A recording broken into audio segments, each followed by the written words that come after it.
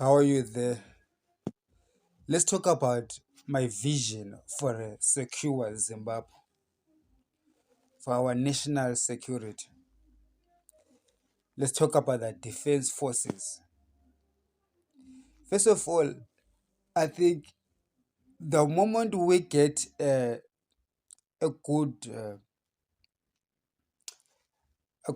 stronghold on the economy, when we fix our currency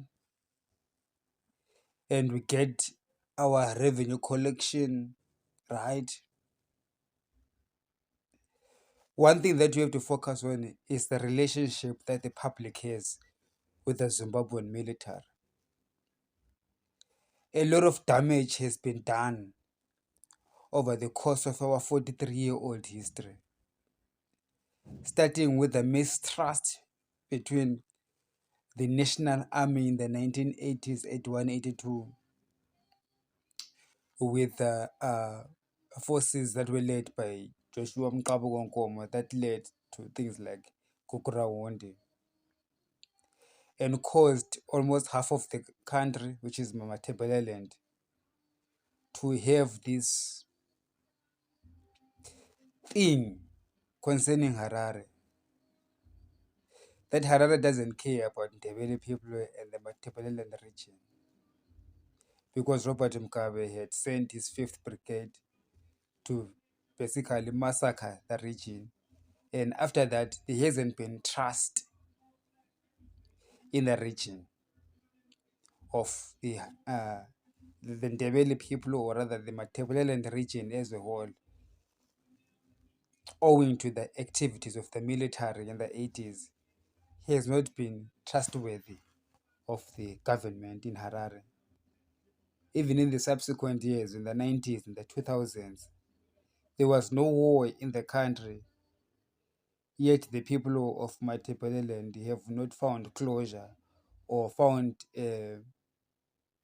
Harare willing to lend a hand in helping their plight. Instead, they view the politics of Harare as that of this national hegemony that seeks to suppress interests of the Ndebele people.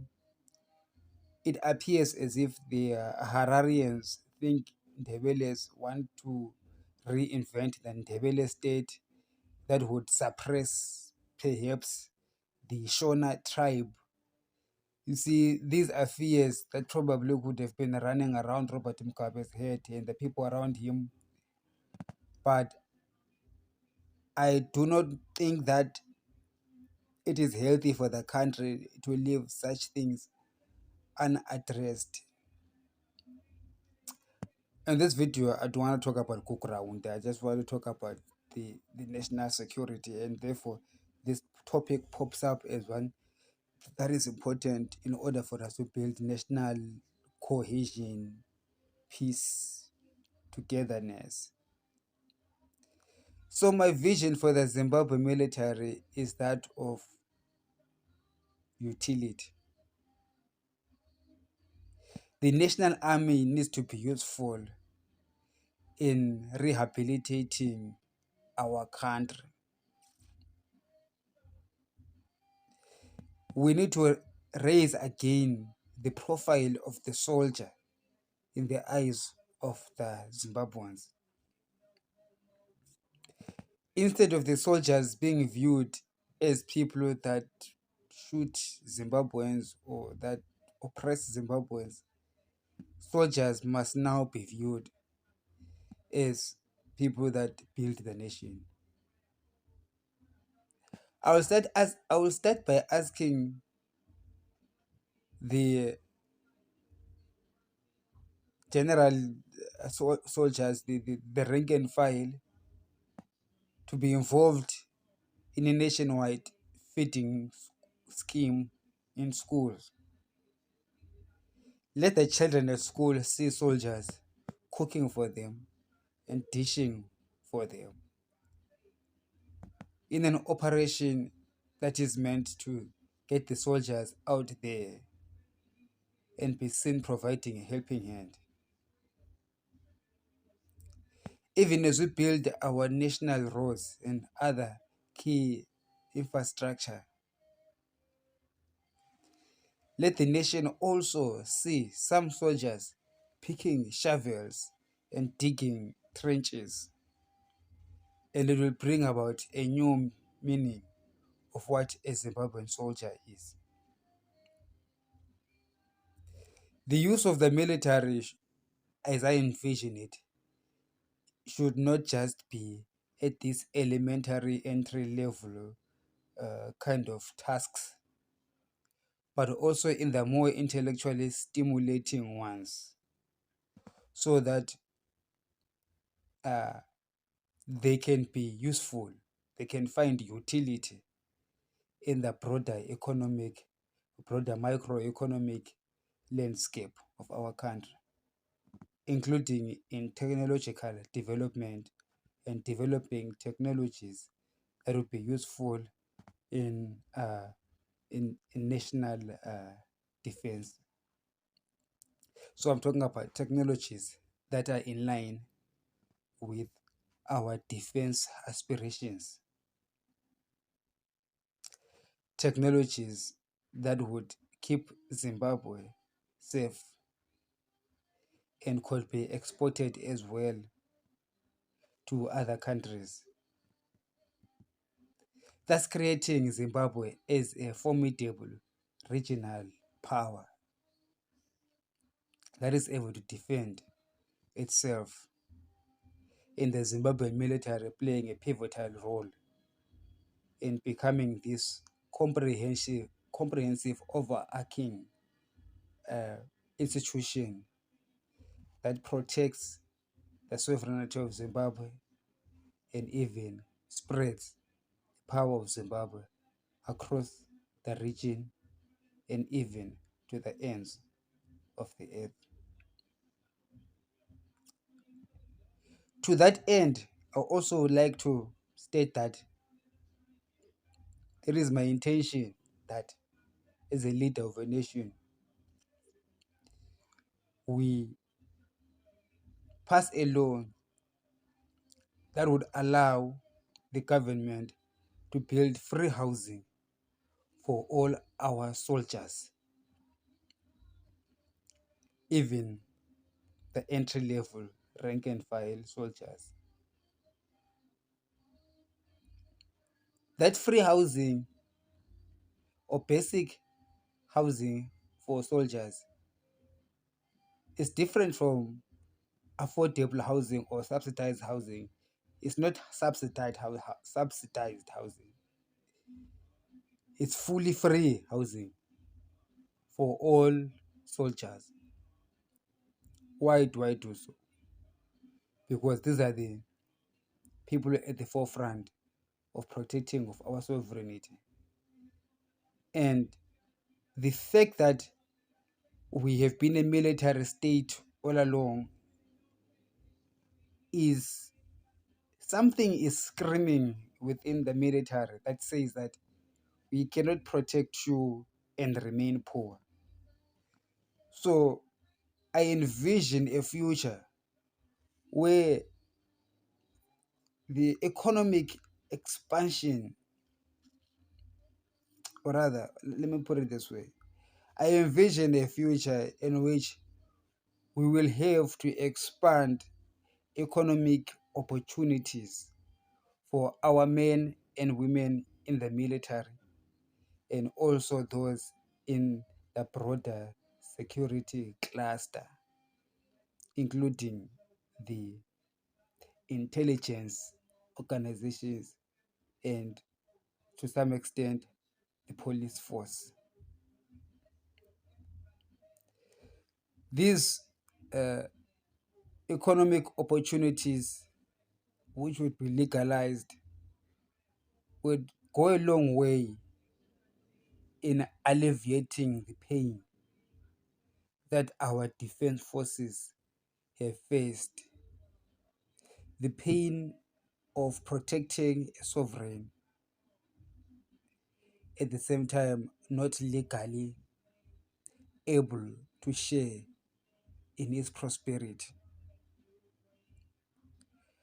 My conviction stemmed from the fact that ordinary citizens in the country, though they do have a right and reserve a right to succeed in their nation, they also should understand that there should be trade-offs, because that protection and those rights are guaranteed by the military. And therefore, the military would also need to have a motivation to keep on observing the rights of the citizens in the country. So, to that end, it is necessary to expand the scope of economic opportunities to our defense forces. However, in an orderly and well calibrated manner, in order to spearhead the social cohesion between national leadership and the rest of the nation.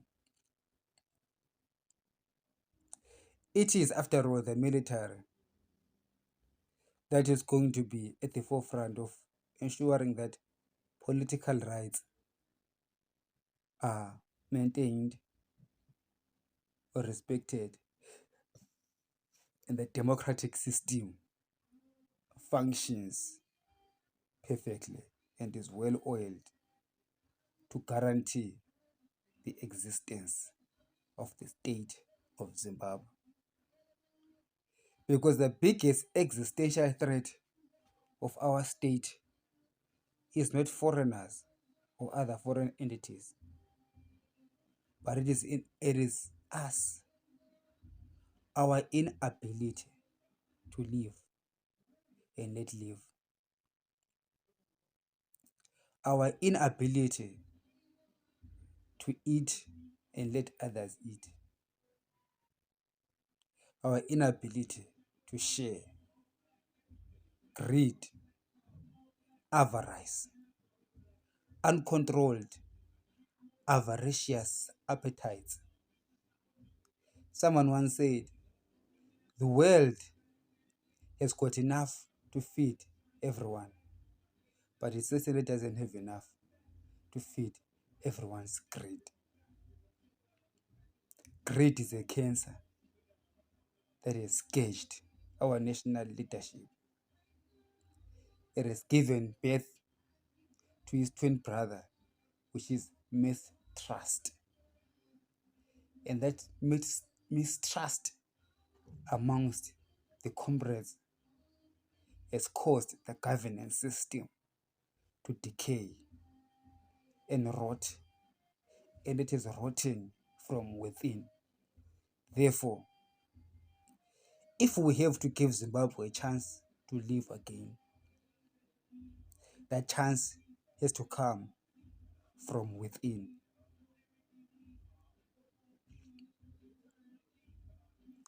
Our elders, who are part of the within, need to first of all address the issue of trust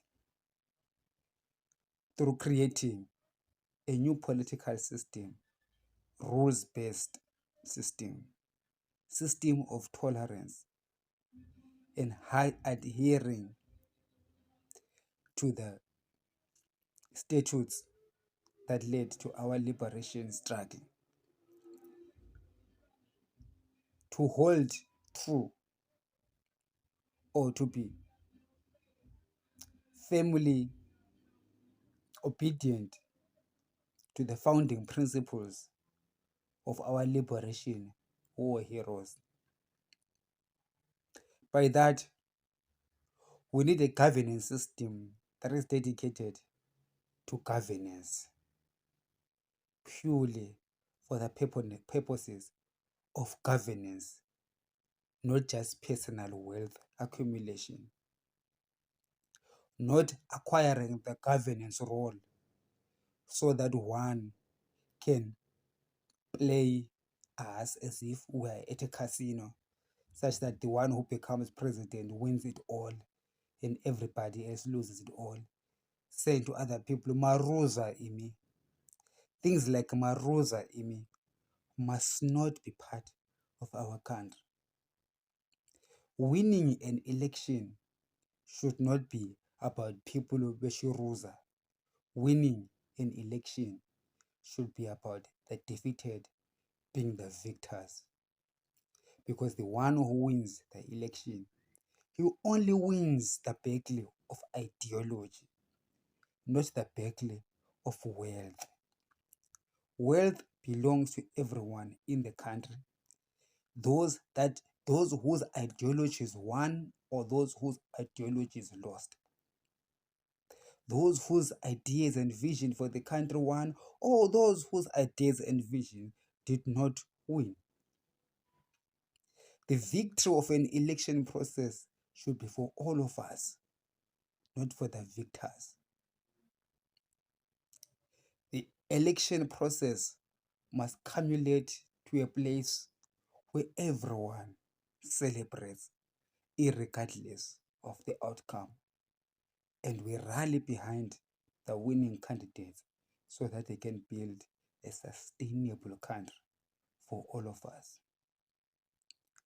What we have heard, whether winning candidates or the winning ruling party, begins to feel that by winning election, it is God's way of saying, nyika ndeyako mfana wangu, avazi vanhu ava, vange lava abanye abantu asibo bantu lava. God loves you, he made you our leader, so God doesn't care about other people. I beg to differ. As a Christian, I know why God blesses people. The only reason why God has to elevate a man is so that a man can be a channel of blessing to those whom God did not elevate. Fear the people that God did not elevate in your eyes. For the real reason why you are elevated is not for yourself, but the reason why God elevated you is for you to be an elevator of those that you left below. It is not to say that God wants to shower praise and blessings upon you only. No, it's not about you. It's about everybody else. So, one message I will leave to those that are currently holding office is that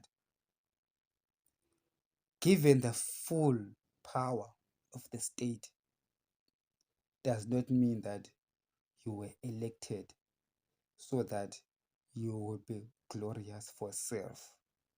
Creating laws that prohibit Zimbabweans from expressing their rights or seeking freedom or seeking prosperity. The fact that you have to make a law to prohibit Zimbabweans from speaking with foreign nations means that you have totally failed. Because Zimbabweans are supposed to be engaging you. But because now they cannot engage you because you are stubbornly thinking that that power is meant to bless you and your family only. They are left with no choice but to engage other foreign entities. And because we get jealousy of that, the fact that they will get audience from these foreign entities and they will make a move because you are sponsoring an illegal war in Ukraine that is about to destabilize the United Kingdom, Europe, and the United States. And that is an existential threat to the current ZANU-PF regime because of the current regime's failure to listen to the voices of the people of Zimbabwe. Now, when NATO forces come to Harare to fight Putin in Harare, the Zimbabweans are going to be cheering. They will not be saying, oh, there goes our country. Though the country will be going, they will be cheering because Zimbabwe's hatred for ZANU-PF is much bigger than Zimbabwe's fear of NATO or recolonization by the British or whatever way or shape or form it will come to be. Now, that's a travesty. And if our country will get to such a place, it will all be because of the unwillingness and stubbornness of the ZANU-PF regime to understand what nation building is. I rest my case.